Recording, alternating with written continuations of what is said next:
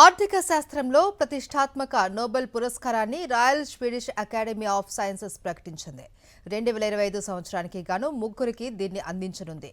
ఆవిష్కరణల ఆధారిత ఆర్థిక వృద్ధిని వెల్లడించినందుకు జోయల్ మోకెర్, ఫిలిప్ అఘియన్, పీటర్ హౌవిట్ ఈ పురస్కారాన్ని అందుకోనున్నారు. మోకెర్, హౌవిట్ అమెరికాకు చెందిన వారు కాగా అఘియన్ బ్రిటన్కు చెందిన ఆర్థిక నిపుణులు.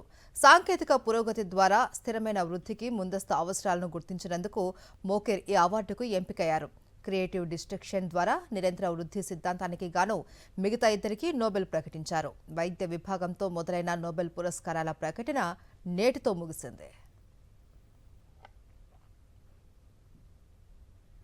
ఆర్థిక శాస్త్రంలో ప్రతిష్టాత్మక నోబెల్ పురస్కారాన్ని royal Swedish academy of sciences ప్రకటించింది. 2025 సంవత్సరానికి గాను ముగ్గురికి దీన్ని అందించనుంది.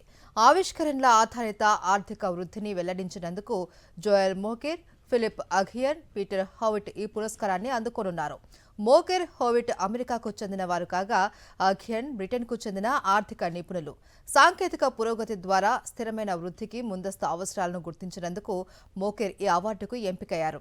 క్రియేటివ్ డిస్ట్రక్షన్ ద్వారా నిరంతర వృద్ధి సిద్ధాంతానికి గాను మిగతా ఇద్దరికి నోబెల్ ప్రకటించారు. వైద్య విభాగంతో మొదలైన నోబెల్ పురస్కారాల ప్రకటన నేటితో ముగిసింది.